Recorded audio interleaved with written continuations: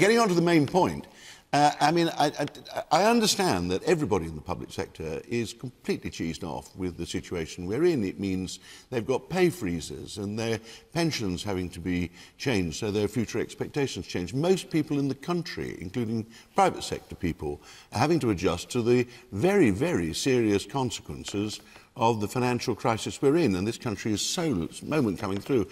We all know that the present public sector pensions are unsustainable. This should have been done 20 years ago.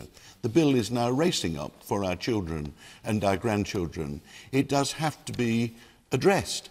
And what's immediately being done is a very good scheme's been produced by the former Labour Pensions Minister, devised it, which to my amazement has kept a final salary scheme in place, but a less generous one. You'll have to work for longer. No, it's not. It is. It's a career average scheme. Well, yes, but it's the career. Yes, but it's well. It's not a final salary scheme. It's a salary-based scheme. It's not a final salary scheme. It's much better than anybody would expected him to recommend. It's much better than anything outside. Why didn't you do anything about this when you were Chancellor? You said it should have been dealt with ages ago. You were Chancellor of the Exchequer. Yeah, I think I probably was. A very successful Chancellor. Well, the time we rather assumed these pensions could be sustained. Most of the private sector had them. Most big private sector companies got rid of them about 10 years ago when it became obvious that these obligations were piling up and they were going to You thought it would all be all right, in other words? We weren't alerted to the problem. We weren't in the middle. I was getting out of a recession, but it wasn't as bad as the recession we're getting out of now.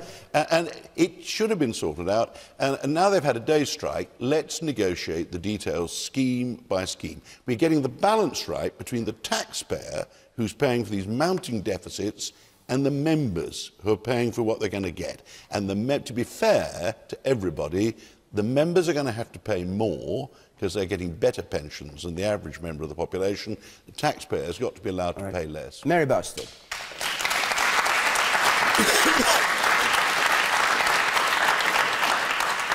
Look, no General Secretary of a union leads their members out on strike unless there is a very good cause. And my union has not taken national strike action before this dispute in its 127-year history. So we don't lose our temper easily. We don't walk away and throw our toys out of the pram. This is a real and serious issue. Now, was the strike justified? Well, let me just say that we have done everything in our power to try to get the government to listen. We have signed, 170,000 teachers have signed a petition.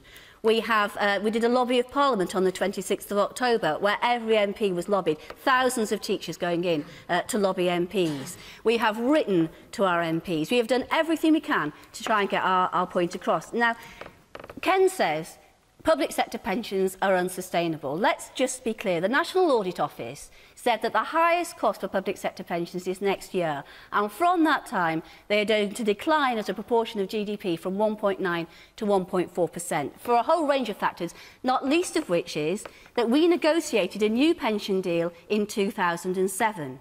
It will also be said we're living longer. Well, the deal we negotiated in 2007 dealt with that. If there were greater costs for living longer, the employees would pay for them, not the employer. So we negotiated all of that, and that's part of the decline in the cost of public sector pensions.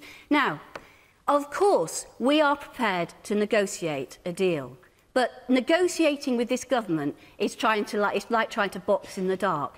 It took them until the 2nd of November to come up with a proposal. They then said... Hang on, we've heard a lot of this on the news. Why are you prepared to negotiate if you believe you did all this in 2007 and there's no problem? You said there was no problem. If they show us the sums on longevity and we need to do more on longevity, we'll negotiate. No union... But you said there's no reason for it. No union, if given the argument, wouldn't be prepared to negotiate. What we've had from this government is we are going to reform public sector pensions.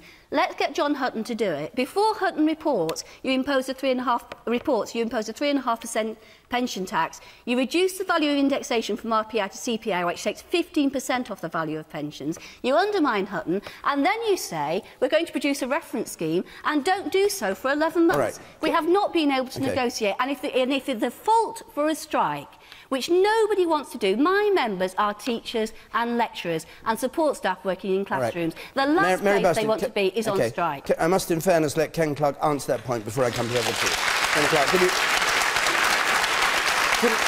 Can you stick to the point about the money and what Mary Bastard said about all this having been decided? Yeah, the union's forecast that it's all affordable and so on are largely based on figures that assume that the government's proposals have been put in place. That's not true. Sorry, let him answer now. No. And the other thing, as I said, it's also how you share the cost.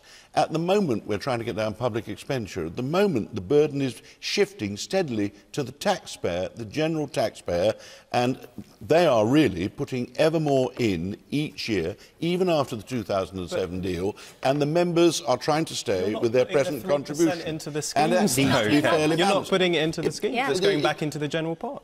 Precisely. But the burden of maintaining the scheme, which has gone up by, it's going to go up by another 7 billion over the next 5 years if we don't do anything, is actually now going to be shared more by the members than just keep falling on the taxpayer. In the longer term, because of longevity, the whole thing is going to be more expensive, and therefore you have to prepare for that in future years. In the short term, we're making sure that the unfairness as well as the unsustainability of the system is actually addressed. And we've gone slowly because we got a Labour minister in, we've been trying to make it all party. Much better if it's non-partisan. You don't believe nothing needs to be done like Mary Bastard does? No. You believe it needs to be done? Well, I'm not sure, in fairness to Mary, I'm not sure Mary does. It should have been organised in 2007. The point is that, look, there will have to be give and take on both sides, but for that you need there to be a negotiation. And the fact is, ministers have not sat down in the room with but you think there's a problem? Of course, but that's why there needs to be a negotiation. Okay. If I ask Ken, can you clarify? Because I thought when did you... There have been some negotiations going on. When did you last sit down? Negotiations going on. When did you last sit down and negotiate? The problem is nothing of the scale that Clarke is positing. Okay. And I've said also, if there is a problem, show us the sums and we'll negotiate. We have not been able to negotiate. We haven't had a negotiation. So, all right, one more point from you, and then I must go to the audience and to the other two members.